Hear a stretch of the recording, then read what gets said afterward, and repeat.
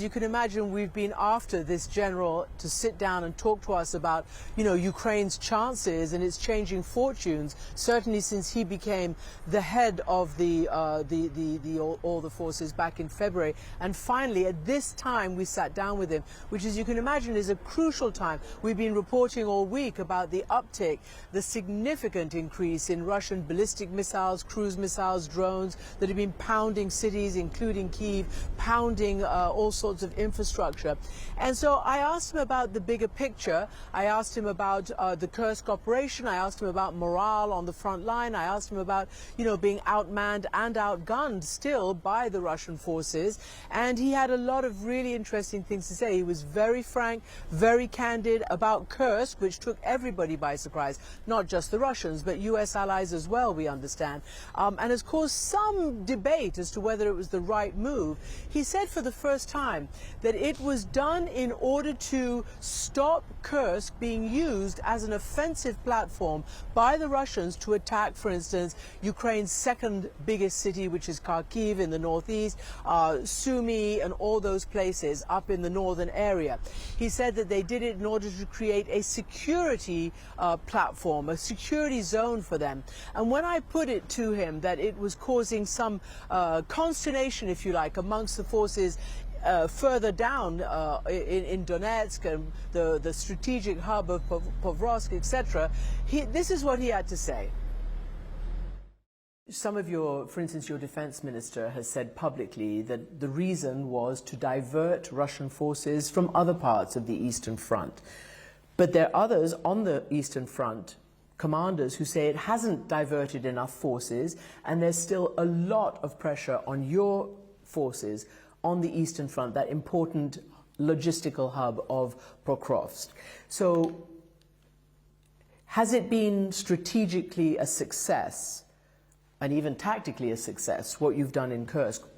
And do you think you might lose Pokrovsk?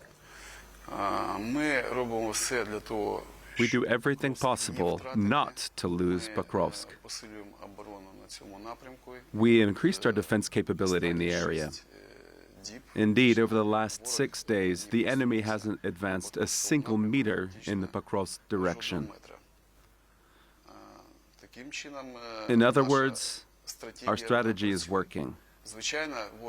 Of course, the enemy has concentrated their most trained units in the Pokrovsk area. But we've taken away their ability to maneuver and to deploy their reinforcement forces from other directions. In other words, it turns out that even though they did not take any units from the Pokrovsk direction, well, except for one Marine brigade,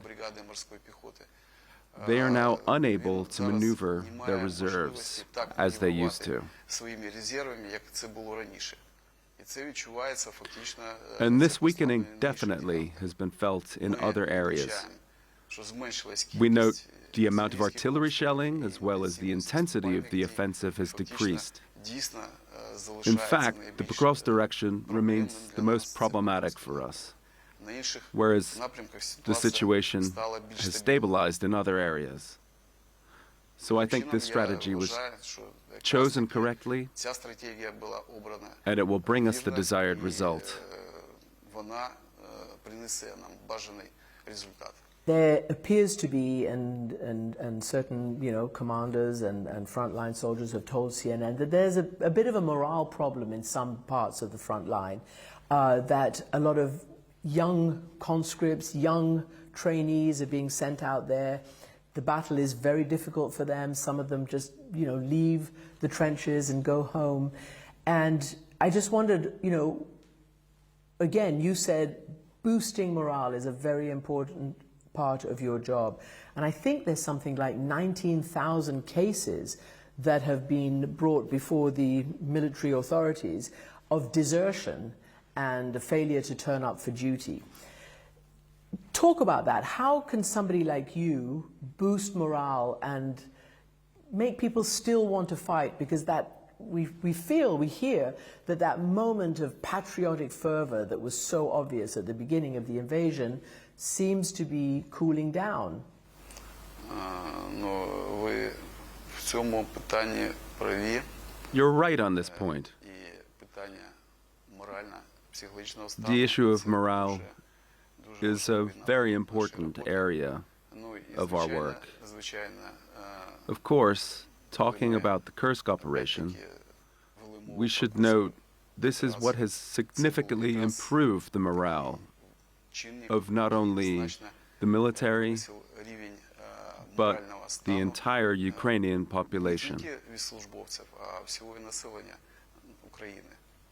Тобто це It was це було і and зараз still є is an стимул incentive that has boosted the моральний morale стан of our наших servicemen, службовців, його жагу до перемоги. their thirst for Це victory. по-перше. По-друге, що That's the стосується first of all. підготовки, ну, звичайно, Secondly, speaking of the training, хочеться, щоб рівень підготовки був of найкращий, course, і щоб everyone wants the level of training to be the best. висококваліфікованих So we train професіональних highly службовців. qualified В той же час professional така military динаміка personnel. на фронті At the same time, the dynamics at the front require us to put conscripted servicemen into service as soon as possible. скорішого,